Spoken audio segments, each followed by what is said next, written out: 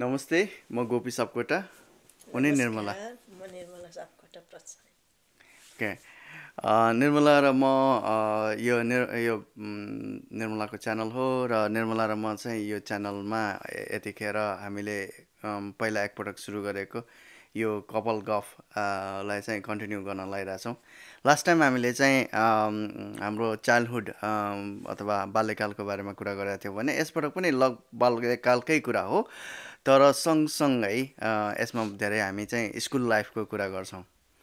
ल हामी स्कुल लाइफको कुरा गर्नुभन्दा पहिला चाहिँ गर्ने बेलामा सन्दर्भमा म निर्मललाई सोध्न चाहन्छु, स्कुल लाइफको केही रमाइला कुराकानीहरू चाहिँ यसो तिम्रो सम्झनामा भएका घटनाहरू अथवा कुराहरू चाहिँ एक्चुली कुन चाहिँ एकदम धेरै सम्झिन्छौ त्यो सुनाइदेऊ नि त।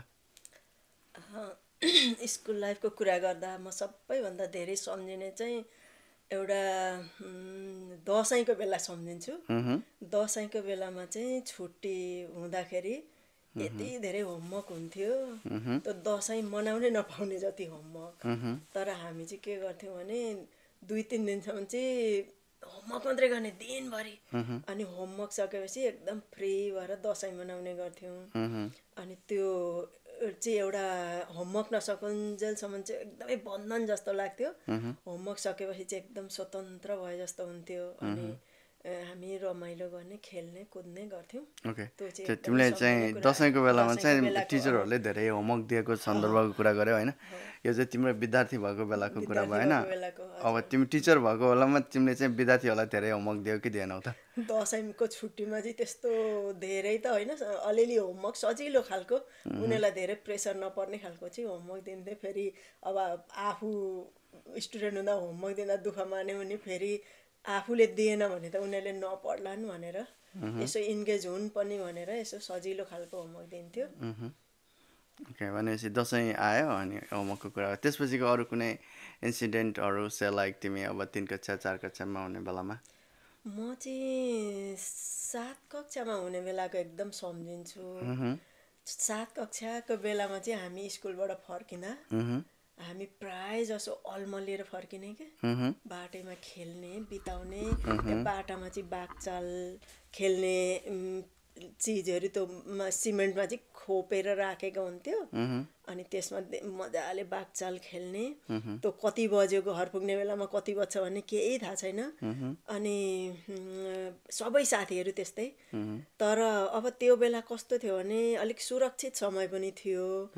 अनि कहाँ गए भनेर खोजिहाल्नुपर्ने अवस्था थिएन, किनभने सबै प्राय जसो साथीहरू सबै घर पुग्दा झमक्कै साँझ परिसकेको हुन्थ्यो। हामी चाहिँ बाटोमा खेल्दै खेल्दै काहीँ रुखमा केही फल बाटोमा भयो भने ढुङ्गा हान्दै झार्दै खाँदै त्यसरी नै जे होस् एकदम बिन्दास तरिकाले हामी घर पुग्थ्यौँ। त्यो चाहिँ एकदम सम्झिने मात्रै होइन, कस्तो त्यो त पास्ट लाइफ जस्तो लाग्छ क्या अहिले सम्झिँदा। खुब रमाइलो हुन्थ्यो। That's very good, very good. मेरो सन्दर्भमा चाहिँ मैले चाहिँ हामी आसामबाट गुवाहाटीबाट चाहिँ हामी यता बागलुङमा आइसकेपछि चाहिँ हामी सुन्तला चौर स्कुलमा पढ्न जाँदाखेरिको बेलामा हामी चाहिँ त्यतिखेर भर्खर नयाँ थियो त्यो स्कुल। अनि राजु र म जाने, तर हामीलाई चाहिँ त्यो बाटो चिप्लोदेखि लिएर सबै कुरा गाह्रो पनि थियो। त्यतिखेर हामीलाई चाहिँ हाम्रो अङ्कलको छोरा दुर्गा दाई अनि अर्को भीम दाई, दुर्गा दाई भीम दाईहरूले चाहिँ हामीलाई लिएर जानुहुन्थ्यो।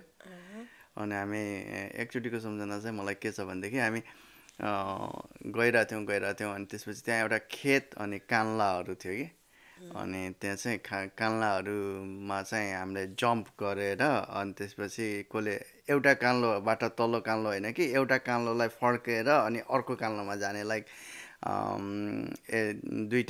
एउटा कान्लोलाई नागेर अर्को कान्लोमा चाहिँ जम्प गर्नुपर्ने थियो। अनि त्यसपछि त्यो सोर्ट अफ कम्पिटिसन थियो। मेरो विचारमा त्यसको त्यो जित्यो भने सुन्तला पाउने अथवा 10 पैसा पाउने अथवा 5 पैसा पाउने यस्तै के थियो। त्यतिखेर चाहिँ इभन 5 पैसा 10 पैसा भनेको पनि ठुलो भ्यालुकै थियो, किनभने हामीले त्यसमा चाहिँ चक्लेटहरू पाउँथ्यौँ पिपल गेडी चक्लेट हुन्थ्यो कि यस्तो के भन्ने चक्लेट हुन्थ्यो अनि त्यसपछि त्यहाँ चाहिँ सबैले जम्प गरिरहेको थिएँ अनि त्यसपछि अब राजु र म त हामी नयाँ थियौँ अनि अलि धेरै स्ट्रङ पनि थिएनौँ म त अलि मोटो पनि थिएँ अनि त्यसपछि त्यो भएको कारणले गर्दाखेरि मेरो त्यो पनि थिएन अनि तिमीहरू सक्छौ सक्यौ भने 10 पैसा दिन्छु भनेर चाहिँ हाम्रो दाईहरू अनि दाईको साथीहरूले चाहिँ भने कि अनि राजुले चाहिँ के भन्यो भने ए म यस्तो त म फुत्त फत्किहाल्छु नि कि यस्तो कुनै समस्या भएन म गरिहाल्छु नि भनेर भन्यो अनि राजुलाई मैले भने ए तँ सक्दैनस् नगर भनेको म सक्छु त भनेर अनि उसले चाहिँ त्यो जम्प गरे कि अनि जम्प गरिसकेपछि चाहिँ अनि जित्यो भनौँ न अनि उसले कति 10 पैसा पुरस्कार त्यहाँ त्यो साथीहरूबाट चाहिँ उसले जसलाई दिने भनेको थियो त्यो उसले जितेको थियो अनि जस्ट उसको कन्फिडेन्स चाहिँ मलाई त्यतिखेर चाहिँ मजा लागेको थियो मैले चाहिँ पछि गरिनँ म सकिनँ भन्ने लाग्यो तर राजुले जम्प गरेको थियो राजु चाहिँ अलि ब्रेभिटी अलि रिस्क लिन चाहने हो अहिले पनि त्यस्तो देखिन्छ अलि कम्पेरिटिभली रिस्क लिन सक्छौ अनि तिम्रो अर्को भन न अनि मेरो अर्को सम्झिँदाखेरि चाहिँ कस्तो लाग्यो भने यो चाहिँ 8 क्लासको बेलाको कुरा हो 8 क्लासमा गइसकेपछि चाहिँ हामी अब लोवर सेकेन्डरीबाट हामी हाई स्कुलतिर गयौँ 8 क्लासदेखि 8, 9, 10 क्लाससम्मको स्कुलमा अनि त्यहाँ चाहिँ हामी नयाँ स्कुल भर्खरै पहिलोपल्ट हामी नै हो फर्स्ट ब्याच चाहिँ अनि 6 क्लास हुन्थ्यो 6 क्लास र 8 क्लास फर्स्ट ब्याच अनि थोरै स्टुडेन्ट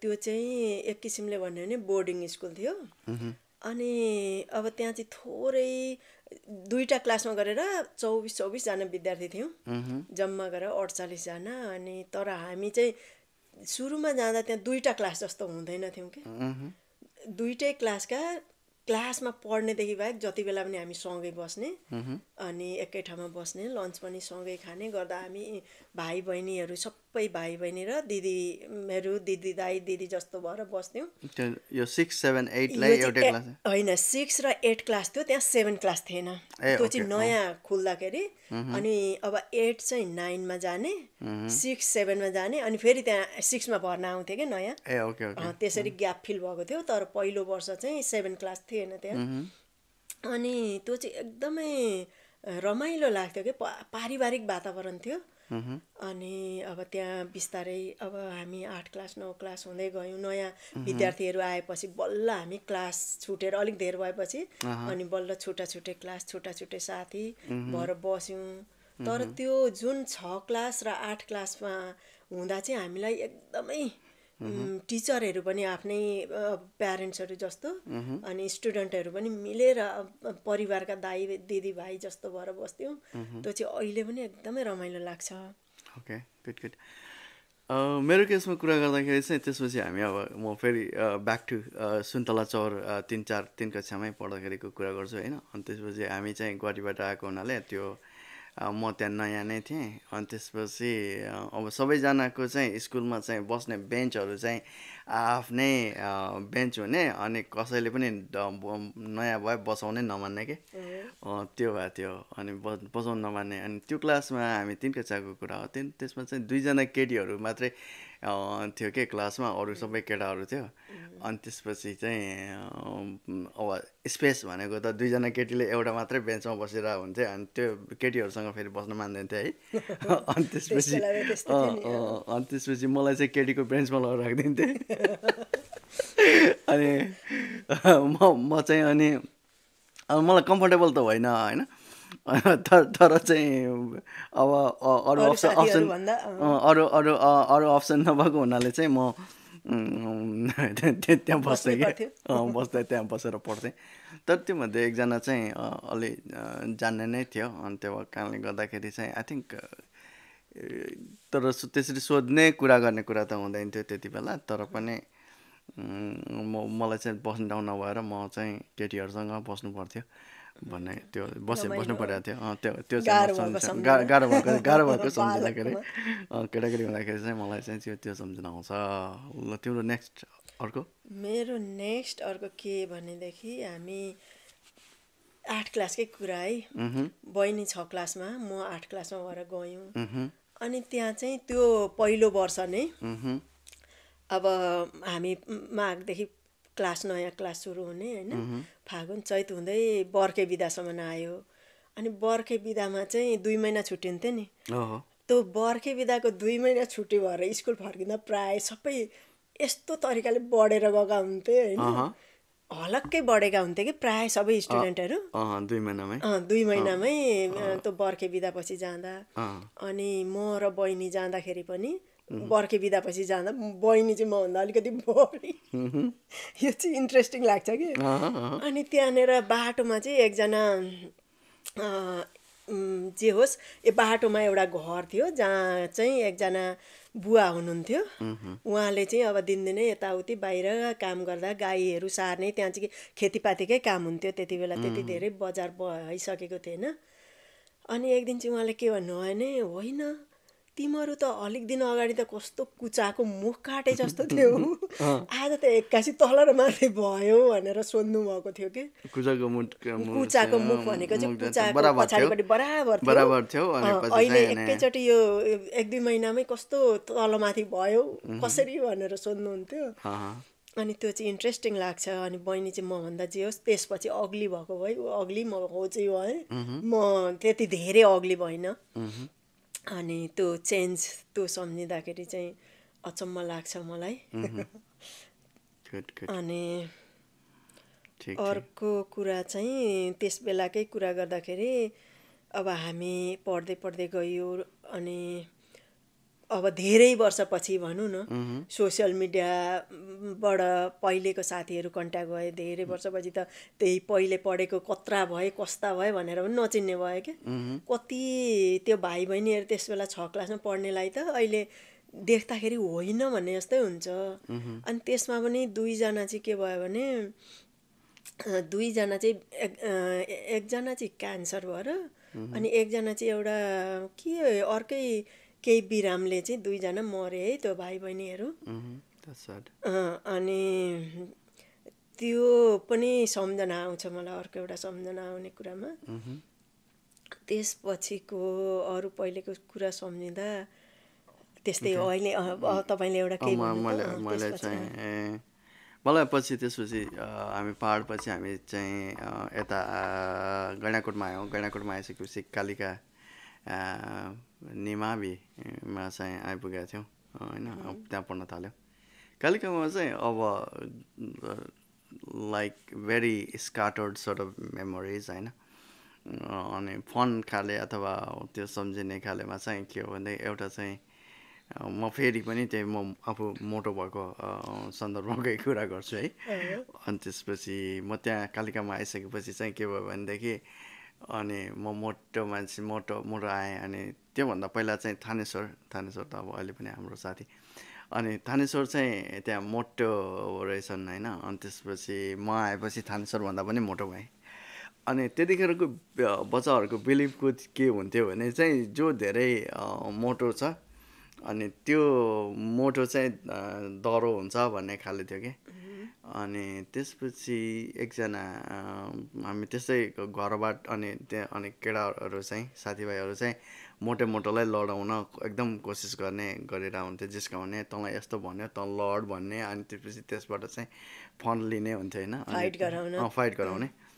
अनि केटाहरूलाई साथीहरूले चाहिँ थानेश्वरलाई र मलाई फाइट गराउन बहुत कोसिस गरे होइन अनि थानेश्वर पनि उनीहरूले उक्साएपछि बेला बेलामा यसो न्यु खोजे जस्तो गरेर हुन्थ्यो अनि तर म चाहिँ फाइट नगर्ने म कुल खाले भएको हुनाले मैले चाहिँ फाइट गरिनँ त्यसपछि चाहिँ एक दिन चाहिँ के भयो भने नयाँ स्कुलमा एकदमै हामीहरू थानेश्वर र म भन्दा पनि अझ मोटो अनि अग्लो एउटा केटा लिएर आयो कि अनि त्यसपछि पढ्न अनि उसलाई चाहिँ मान्छेहरूले चाहिँ भक्कु भनेर भन्थे होइन केटाहरूले आई डोन्ट नो हिज होइन real name or I don't know what is doing now as well so okay so हामी एक दिन चाहिँ के भयो भनेदेखि हामी त्यो स्कुल छुटेपछि अनि उसलाई चाहिँ स्कुल छुटेर हामी स्कुलबाट बाहिर निस्किसकेपछि अब मलाई लाग्छ त्यो हाम्रो बिहानको स्कुल भएको बेलामा हो 10-11 बजे हाम्रो स्कुल छुट्थ्यो बाहिर निस्क्यो गुरुर निस्किसकेपछि चाहिँ अनि त्यसपछि केटाहरूले त्यो उसलाई चाहिँ उक्साए गोपीसँग लड भनेर उक्साए है अनि म चाहिँ नलड्ने भनेर भनेको छु, नलड्ने भनेको छु। अनि त्यसपछि चाहिँ म लड्दिनँ भने होइन। तर अनि अब अभियसली ऊ भरे मोटो भएपछि ऊ बलियो पनि छ भन्ने भयो। अनि उनीहरूलाई चाहिँ मलाई पिडाए, साथीहरूले चाहिँ मलाई मैले पिडाइ खाएको हेर्न मन थियो होइन। अनि त्यसपछि त्यहाँदेखि उसले चाहिँ बाहिर निस्केपछि यस्तै भयो, धकल्दै आयो। अनि त्यसपछि ल ठिकै छ, म एकदम सहनशीलै भइरहेको थिएँ, नलडौँ भनेर। अनि त्यसपछि उसले मलाई हिर्कायो नै। अनि हिर्काइसकेपछि चाहिँ मलाई चाहिँ त्यो यस्तो, अनि त्यो हिर्काएपछि ल ओके म चाहिँ अब म फाइट ब्याक गर्छु, डिफेन्ड गर्छु, फाइट ब्याक गर्छु भने होइन। अनि त्यसपछि मैले आफूले सकेको एक्सट्रिम बल इनर्जी सबै निकालेर चाहिँ मैले उसलाई यसरी कुट्दिएँ होइन। उसले त्यति गर्यो, त्यसपछि मैले उसलाई कुटेँ होइन।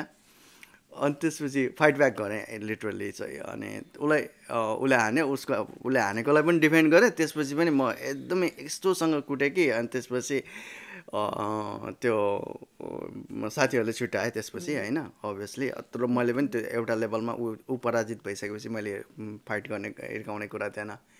अनि उसलाई पराजित गरेर ऊ चाहिँ भयो। अनि त्यसपछि चाहिँ देन नोबडी, कसैले पनि अर्कोचोटिदेखि मसँग फाइट गर्ने भनेर कसैले भनेन। त्यो ऊ पनि मसँग डराएर हिँड्ने हो। अनि केटाहरूले पनि फेरि मसँग त्यो लड्ने भनेर चाहिँ कुरा उठाएनन् होइन। म चाहिँ एक्सट्रिम कुल हो, तर वेन त्यो साह्रै नै त्यो परिस्थिति आएको हुनाले मैले चाहिँ त्यतिखेर चाहिँ त्यो वान अफ द झगडा थियो कि।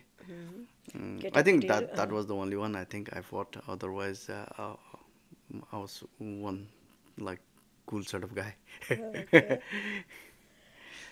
अनि भनेपछि अरू केही त्यस्तो?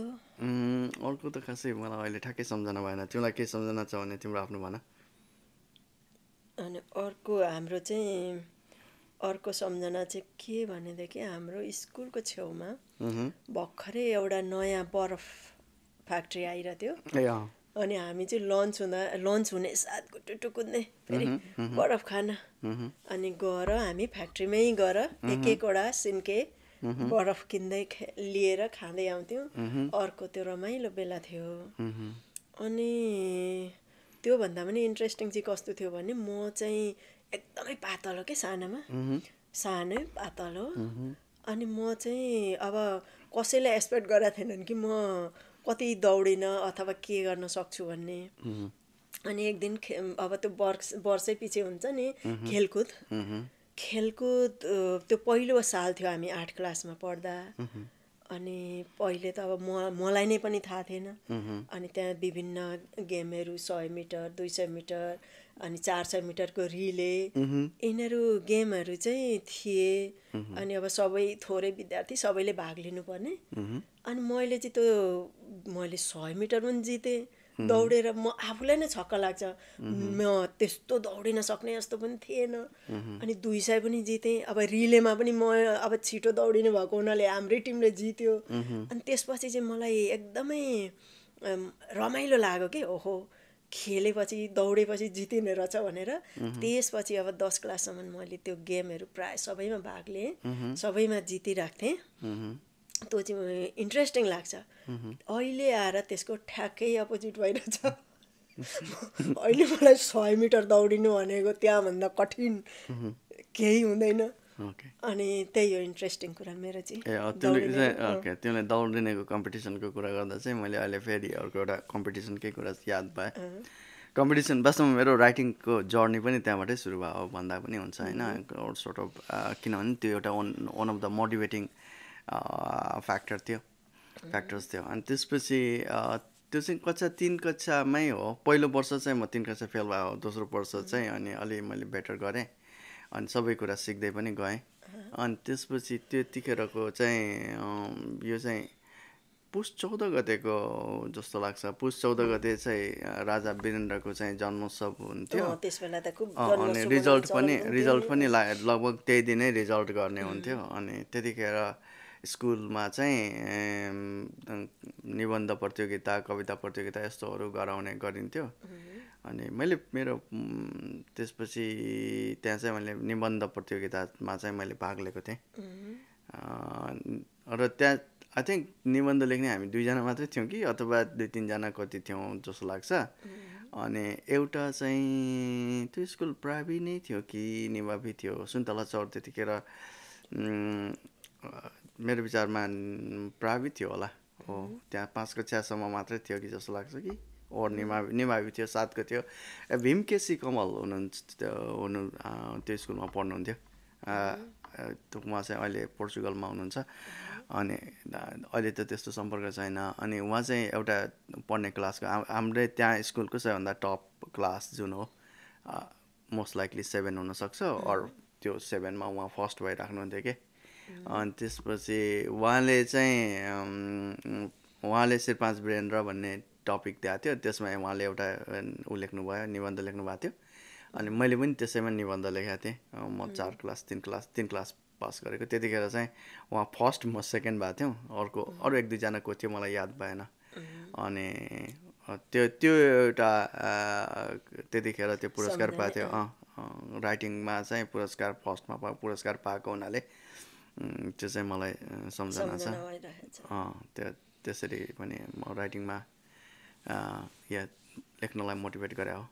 त्यसपछि अब जे होस् लेख्न सुरु गर्नुभयो। त्यसपछि लेख्न सुरु गरेँ, लेख्दै गएँ, लेख्दैछु। भनेपछि रमाइलो सार नै 3 क्लासदेखि नै 3 क्लासदेखि लेख्न थालेको सुरु भएको। तिम्रो अर्को कुनै सम्झिन्छौ? मेरो अहिले सम्झेको अर्को कुरा चाहिँ एउटा इन्ट्रेस्टिङ कुरा छ है। त्यो चाहिँ के भनेदेखि अब यो चाहिँ दिदीबहिनीकै कुरा छ। प्राय हामी दिदीबहिनी एकदमै मिल्ने। अनि स्कुल जाँदा 8 क्लासदेखि चाहिँ धेरै 7 क्लाससम्म चाहिँ हाम्रो फाइटै पर्थ्यो। 8 क्लासमा चाहिँ के भयो भने कपाल बाट्नु भने 2पट्टि रिबन लाएर, सेतो रिबन लाएर, अनि उसलाई चाहिँ आमाले बाँडिदिएको कपाल नहुने मैले बाँडिदिनु पर्ने हुन्थ्यो। अनि उसले मसँग न्यु खोज्यो भने मैले भन्ने एउटै हतियार थियो, तेरो कपाल बाँड्दिनँ। त्यो कपाल बाट्नेले गर्दा मैले उसलाई पुरै कन्ट्रोलमा लिएको थिएँ। अनि जहिले अब कपाल उसको आफ्नो पनि म आफै बाँड्थेँ, अनि उसको पनि मैले बाँडिदिन्थेँ र अनि हामी सँगै जान्थ्यौँ।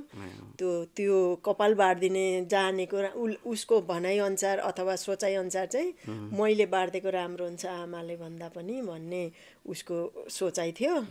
अनि फेरि कपाल चाहिँ कस्तो भने माथि बाट्नुपर्ने के, बाटेर माथि फुल पार्नुपर्ने। अनि त्यो भएको हुनाले चाहिँ मैले बाँडिदिने भएकोले रमाइलो हुन्थ्यो। मैले चाहिँ उसलाई जे होस् केही भयो कि न्यु खोज्यो कि त्यही भन्न पाउँथेँ। होइन, म त्यो कुरालाई चाहिँ एकदम फिल गर्न सक्छु। जस्तो कि मलाई टाई बाँध्न आउँदैन, तिमीलाई आउँछ होइन? त्यसमा पनि मैले अलिकति गर्न पाउँछु। त्यही भएर टाई बाँध्ने कुरामा चाहिँ जस्तो मैले फिल गर्छु, सायद शर्मिलाले त्यतिखेर त्यस्तै फिल गर्नु होला। ओके, सो मेरो विचारमा हामीले आज सम्झेका कुराहरू यस्तै होला। आज सम्झेका कुराहरू यस्तै हुन्। योभन्दा पछिका कुराहरू चाहिँ हामीले कुनै फेरि अर्को, यो चाहिँ मोस्टली पहिलाकोमा चाहिँ धेरै चाइल्डहुड सँग रिलेटेड थियो भने यो चाहिँ हाम्रो स्कुलसँग रिलेटेड भयो। यसपछि हामी अरू सेगमेन्टहरूमा अरू थिमहरूमा पनि फेरि कुरा गर्नेछौँ। आजको लागि यति नै। यो सुनिदिनु भएकोमा धेरै धेरै धन्यवाद। हस्, नमस्कार। नमस्कार, बाई।